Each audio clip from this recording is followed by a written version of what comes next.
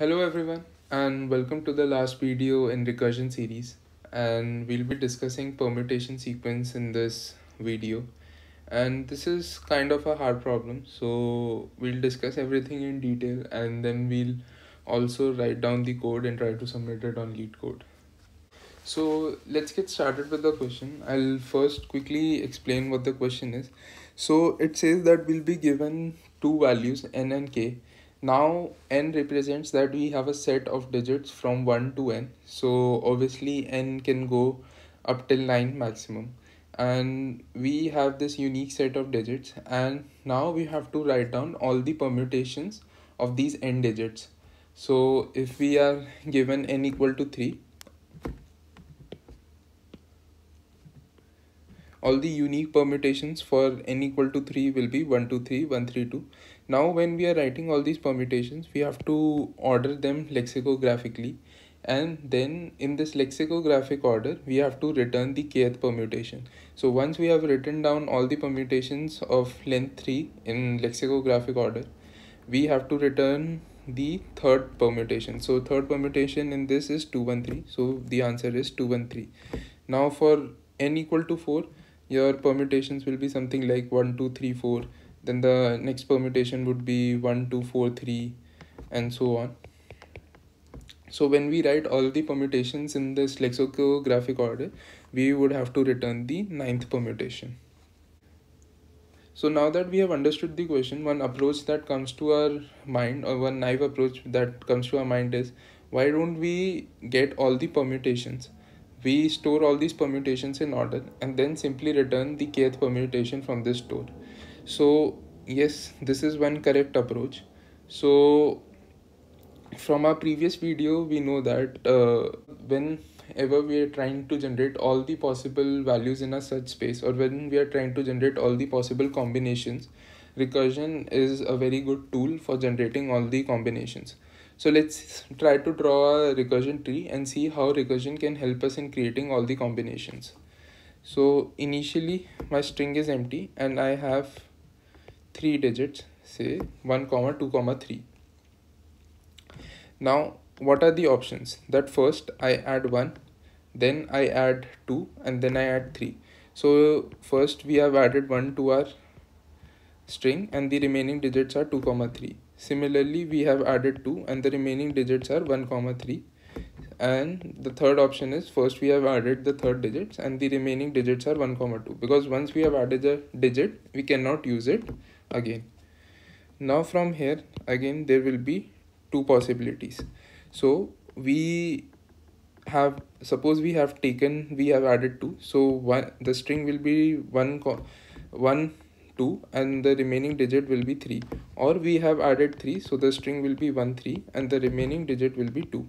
Now obviously the only possible solutions are, we'll get 1 2 3 here and 1 3 2 here. Similarly, if we expand these, we'll get 2 1 or 2 3, and this will give us 2 1 3 and this will give us 2 3 1. Similarly, if we expand these, we'll get 3 1 or 3 2, and further this will give us 3 1 2 and this will give us 3 2 1. Now if you see, the leaf for the recursion tree is representing all the possible permutations. So definitely recursion can be used to generate all the possible permutations.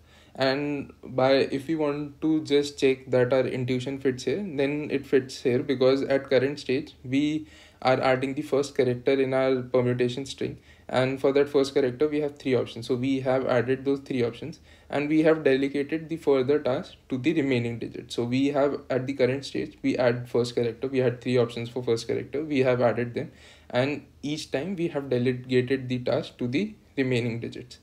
Now one more very important observation that we need to see here is that whenever we have a set of remaining digits, we have always made calls in sorted order of these digits. So what I'm trying to say here is that when the remaining digits were 1 comma 2 comma 3, we first made a call for 1, then we made a call for 2, then we made a call for 3. In this case, when our remaining digits were 2 comma 3, we first made a call for 2, then we made a call for 3, and similarly here first we made a call for 1, and then we made a call for 3. So now if we try to analyze how has this helped us, we can see that the order in which permutations have been generated, they are already lexicographically sorted. So if I see, the permutations are generated in this order: 1 2 3 1 3 2, then 2 1 3 2 3 1 3 1 2 and 3 2 1. If you see, this order is basically this already the sorted order, and you don't need to sort the final answer. So calling digits in sorted order has given us sorted permutations. So what we have to keep in mind, that when we draw a recursion tree and when we map that recursion tree to our code, and that code is in, always the first leaf is generated first. So what I'm trying to say is that when we run the code, the first permutation that will be generated will always be the first leaf, then this second leaf, then the third leaf, then the fourth leaf. So the order in which permutations will be generated will be the same order in which we have received in which we have got all these leaves in the recurrence tree. So we can see that how recurrence tree is an really awesome visualization tool, because every time we want to check in what order our answers being generated or in what order our recursion is being done, we can use this recurrence tree. So we can also see the flow. So what will happen, from here we will have this recursion call, from here we will have this recursion call. Once this recursion call is complete, this will kind of be our base case, and no sorry this from here we will have this recursion call, and once we have this recursion call, this will be kind of our base case, and we'll return back to the previous stage. Now from this stage there is no other option, so we'll return from here. From here what will happen is that there is another option and we have another part to explore.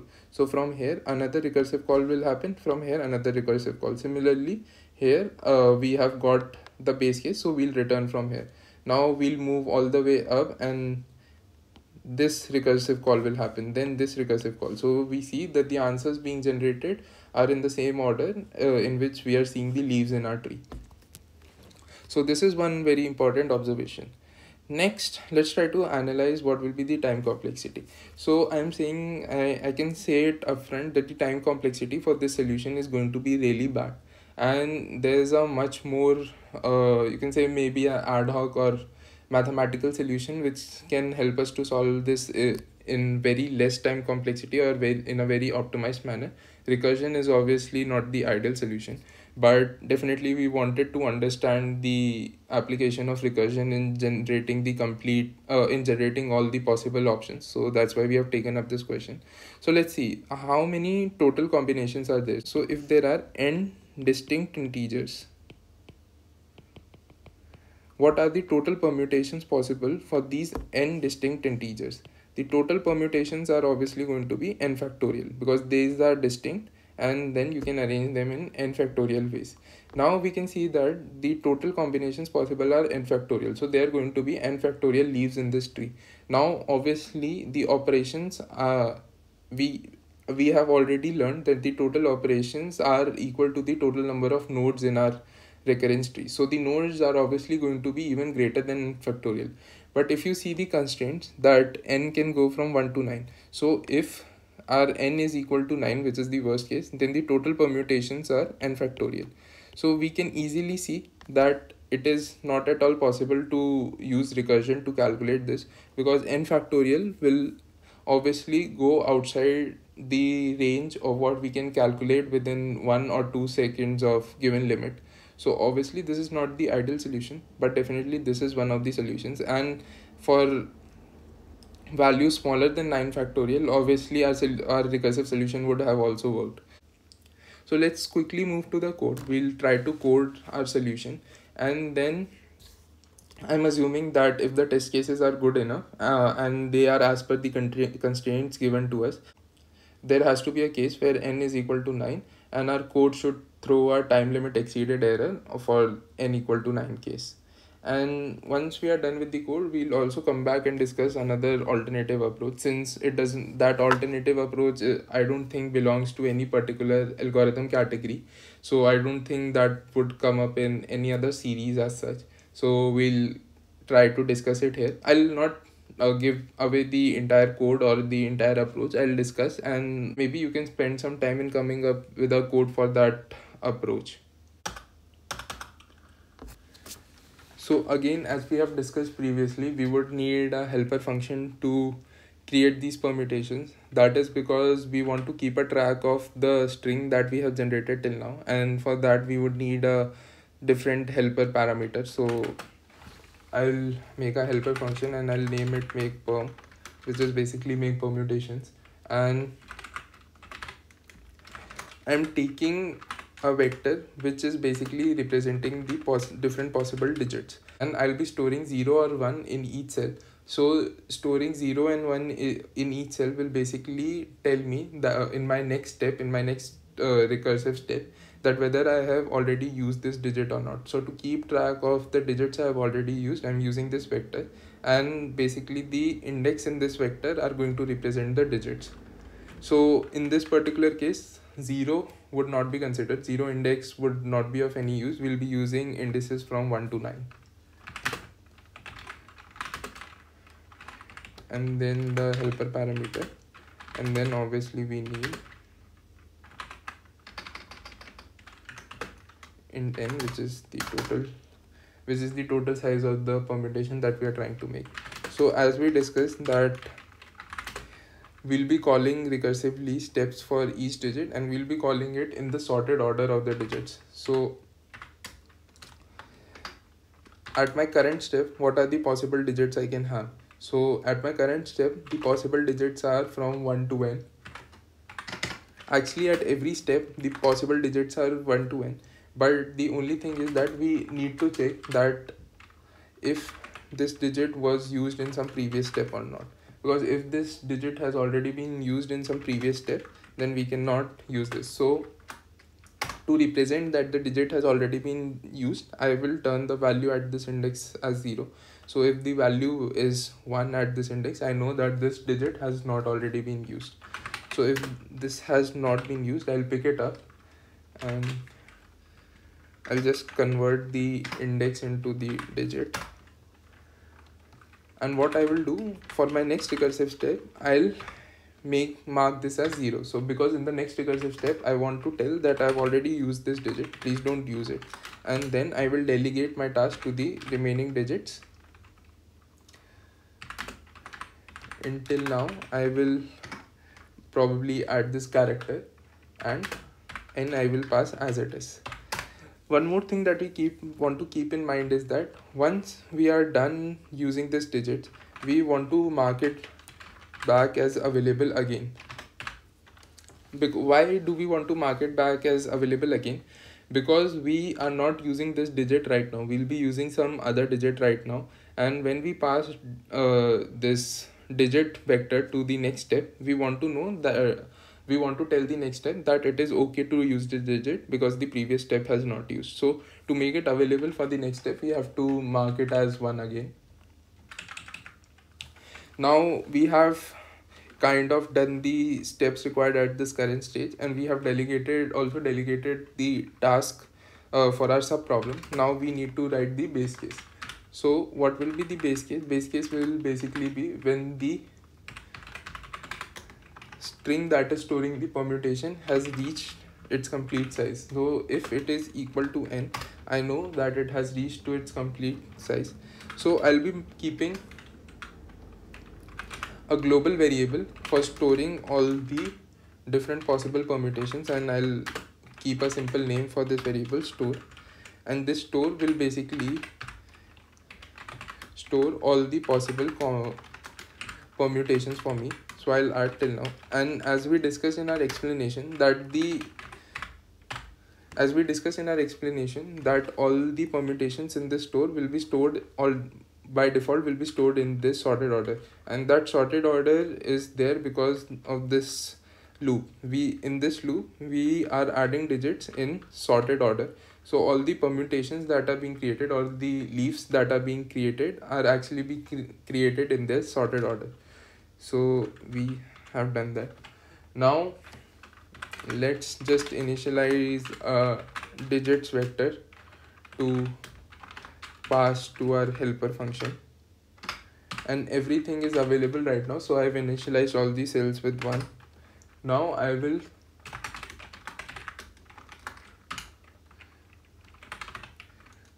call my helper function. Initially the string that is passed will be empty because nothing is added, and the limit obviously is n. And what do I need to return is basically the kth permutation in my store. So since it is 0 index, so the kth permutation will actually be at k-1 index. So I have just returned that. So let's quickly run our sample test cases. So yeah, our solution passes for the sample test cases. Now our solution should actually fail for some bigger input. So let's see. Yeah, and as we discussed that 9 factorial is really difficult to calculate. So our solution has failed for our input where n is equal to 9. So we stand corrected there. So let's now quickly discuss an optimized solution to calculate this. So trying to calculate it using optimized solution. Now we are given the number of digits, and we are given that we have to find the kth permutation. Now if I want to generate all the permutations in lexicographic order, what would be the first set of permutations? All the first set of permutations will have the lowest digit on their ones place. The next set of permutation will have the second lowest digit in its ones place. So if you see that all the permutations that will have 1 on their ones place, not actually the ones place, but by ones place I mean the leftmost digit. So all the permutations that will have 1 on the leftmost digit will be smallest. Now all the permutations which have 2 on the leftmost digit will definitely be bigger than all the permutations which have 1 on its leftmost digit. Similarly, carrying these logic forward, 3 on the leftmost digit will give us permutations which are greater than the previous permutations. Now within this set also we can say that all the permutations which will have 2 on their next digit will be smaller than all the permutations which will have 3 on their next digit, right? So similarly we can maintain this order in this set also, that 2 1, all the permutations with 2 1 will be smaller than all the permutations with 2 3, and so on and so forth. All the permutations with 3 1 will be smaller than 3 2. So now we can see that by fixing digits one by one, we can kind of maintain the order. Now, if I want to calculate all the permutations which have 1 on the leftmost digit, it is pretty easy. I can calculate it in constant time. So I have fixed the leftmost digit. The remaining digits are 2 digits. So how many possible permutations can I have? So I have 2 digits remaining, and what is the possible permutations? It will be 2 factorial. There are 2 factorial ways to arrange these. So I will have 2 permutations. Now if I want to check, I have fixed 2. How many permutations do I have? So again 2, so 2 factorial. Again when I fix 3, I have 2 factorial. If I fix 1 and then I fix 2, I have how many digits are remaining? Only 1 digit is remaining. So how many possible permutations? 1 factorial. Similarly, if this would have been a little big, the n would have been 4. So if I fix 1, the remaining digits would be 3. So total permutations would be 3 factorial. Now using this logic, if I try to fix digits one by one and come up with the final answer, I could actually get the permutation at k. So if I fix 1 at the ones place, if I fix 1 at the leftmost place, and the total permutations are actually greater than k, so I know that the kth permutation will definitely have 1 on its leftmost place, because if I would have put 2 on the leftmost place, then the first permutation in lexicographic order, which has 2 on the leftmost place, would have come after 3 factorial. So it would have been the next permutation after 3 factorial, and definitely k is less than 3 factorial, you would not get k there. Now if I have fixed 1, uh, by this calculation I have actually fixed 1. If k would have been greater, I would have checked for 2. So for 2, then if k would have been smaller than 3 factorial plus 3 factorial, so I would have known that k is actually, the kth permutation will actually have 2 on its leftmost digit. Now second, similarly, if I say that I know that I fixed 1, now let's try similar way we'll try to fix the next digit. So if I fix 2 here, and I'll calculate what are the remaining permutations, 2 factorial.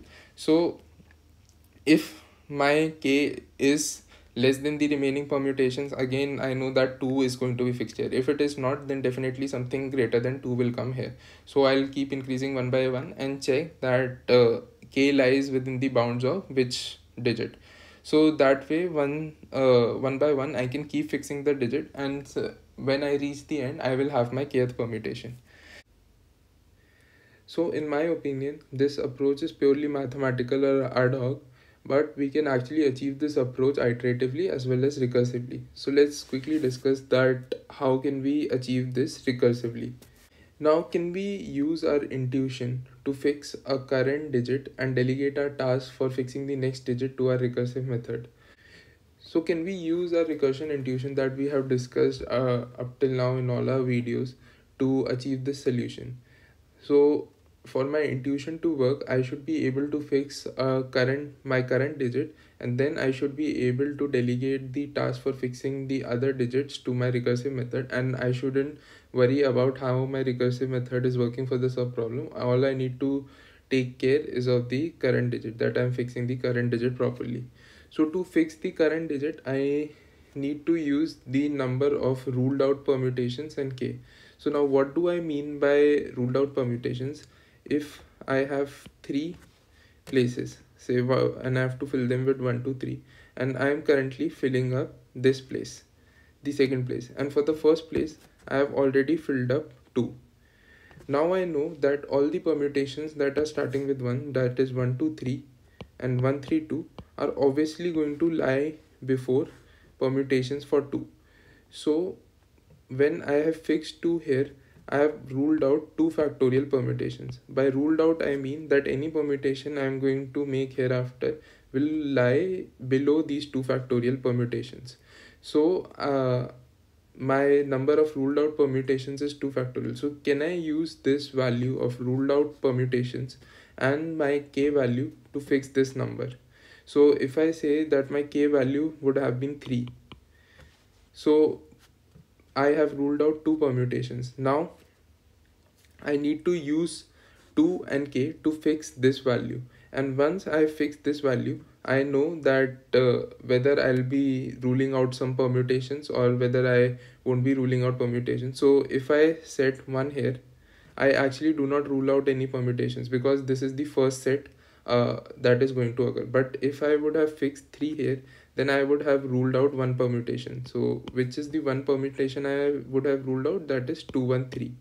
Because if I fix 3 here, then any permutation that I'm going to get after this is obviously going to lie after 2, 1, 3, and the total ruled out permutations would be 1 from here and 2 factorial earlier. So 3 permutations I would have ruled out if I would have fixed 3 here. So by using this concept and using the value of k, can I fix all the digits? And in fact, since I'm doing it recursively and my intuition says that I need to only worry about my current digit, so I would just fix my current digit and pass on this task, pass on the task to fill the remaining digits, or the subtask to fill remaining digits, to my recursive method, and I wouldn't have to worry about that. And what would be the base case? The base case would be pretty simple. So base case would be when I fix my last digit, obviously there's no digits left to fix, and I'm following the logic that does not allow me to go beyond k. So when I am fixing the last digit, I'll be pretty sure that the permutation which I have got right now is actually the kth permutation. So all I need to do is simply return that answer in the base case when once the total size of my once I have fixed the last digit. So this is the recursive approach.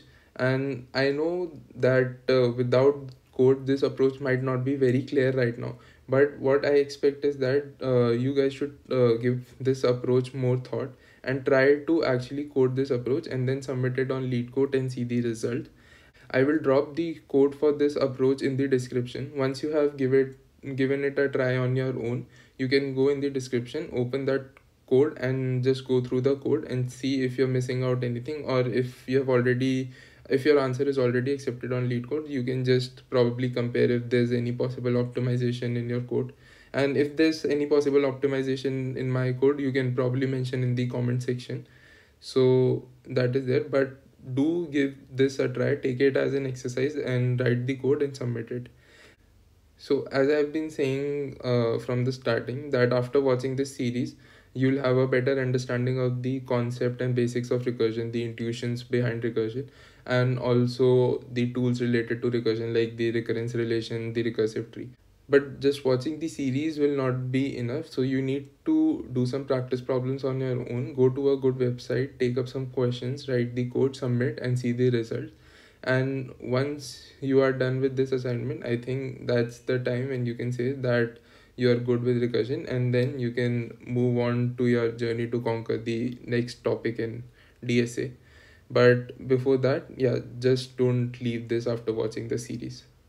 So I guess that's it from my side, guys. So just in case if you still have any doubts, feel free to reach out, feel free to write your doubts in the comment section, and I'll try to answer as many queries as I can, and I'll try to give the best possible explanation.